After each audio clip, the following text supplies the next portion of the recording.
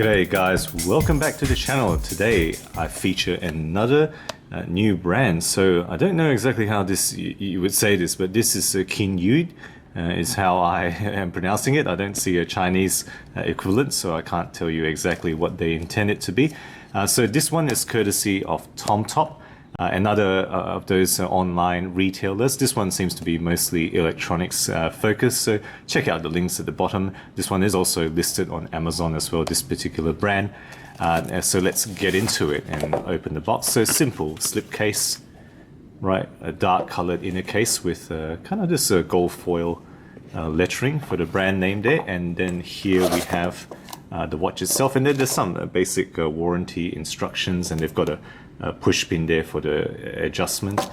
Simple, fairly basic tag there, nothing much to show. So let's get this watch off the cushion and show you more about this.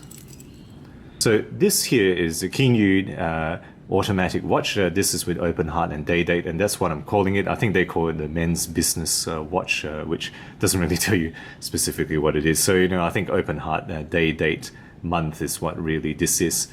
So 59 is the listed MSRP, but frequently on sale, and realistically expect to pay around the 33 USD mark for this particular piece.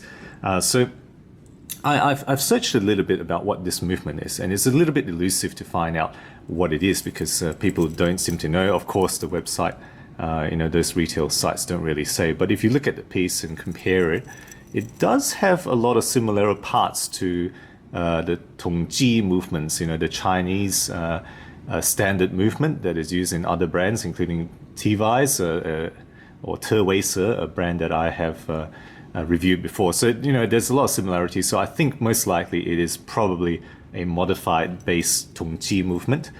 So the speed of this movement is 21,600 beats per hour. 17 joule minimum is the stipulation for the Chinese standard. And it's a 40-hour power reserve as far as I can gather from details online. Manual winding, so in the zero position, it does have manual winding there. And it doesn't hack, however. You pull out to adjust the time, you won't see it hacking. So I'm just going to do a little bit of time adjustment just to show you, and you can see that second hand will keep counting as I adjust the time. Right, so this caliber, what is it really? It is very similar to the Xeon caliber 733, but the structure at the back is different. The front features and the buttons are very similar, so it's something I featured in the Seagull movement, as well as something that I featured in the Ingersoll Cimarron watch reviewed a long time ago.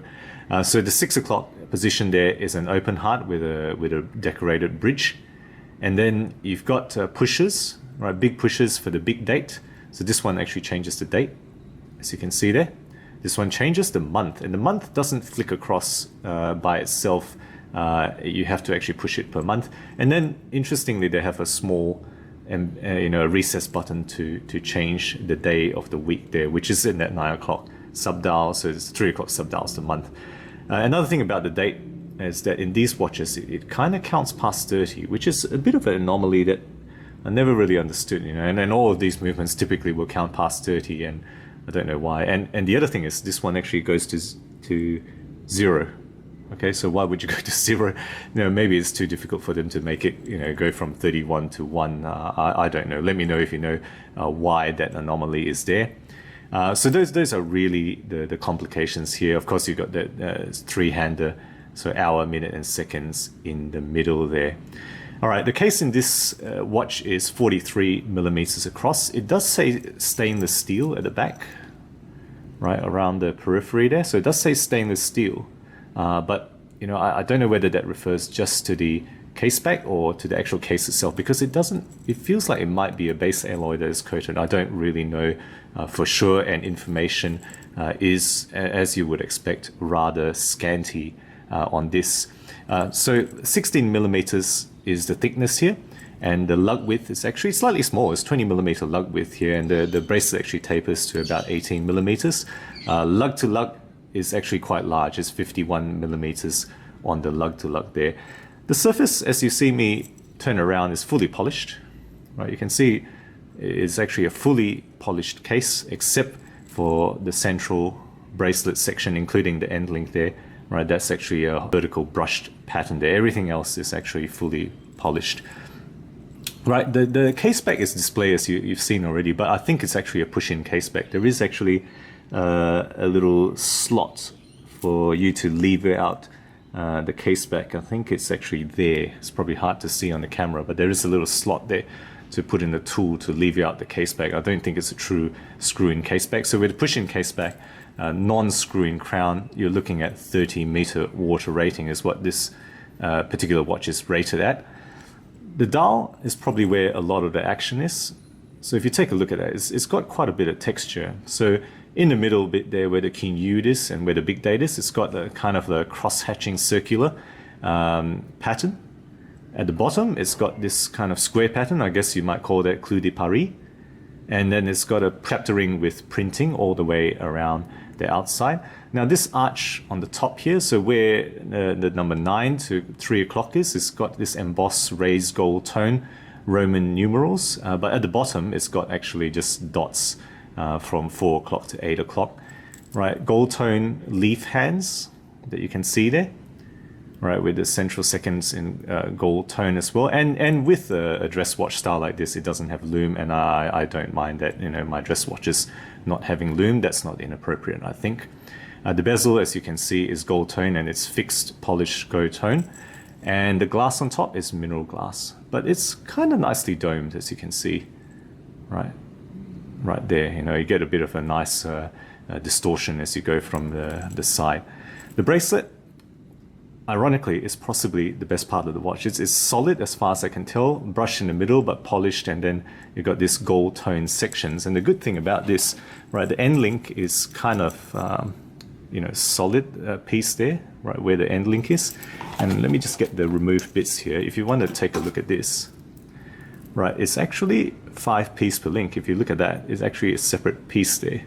So it's actually 5 pieces per link, and they look solid. So, you know, it's very interesting how much they've put into the bracelet, ironically, you know, because a lot of watches, you kind of shortcut the bracelet and focus on the case, but not in this particular watch. And then at the back, you've got, you know, there's a steel butterfly deployant, you know, fairly, you know, decent, you know, not super, but it's fair enough. So let's just put on for the wrist shot now. And there we have the 43mm across Kinyued, right, on my 17cm wrist, and it is a bit large, you know, 51mm lug to lug on my 17cm wrist does wear a little bit on the large side, you know, and it's certainly rather monstrous for what is ostensibly a dress style watch. Okay, so what's the strengths about this? Look, I think it's probably par for the price, you know, 33 USD, what can you expect? You know, for this level of complication, quite a lot of work they've put into the dial. I think it's fair for this price, and it's a fairly well done, complicated dial. I think the case is not the best, right? There's some unevenness in the finishing, and I just wonder whether it's in fact not real stainless steel and might be a coated alloy of some sort. You know, but you know, the dial's not bad, and the bracelet, you know, I've as I said, it's actually pretty darn decent for this particular watch. What's the weaknesses? Well, I think it's too large if you want to consider this a dress style, and I think they've gone for dress style, but this is just way too large, you know, to pass for a dress style. I think they probably should have gone for a more casual style design, just redesign the whole thing, and that's probably going to be a better implementation overall.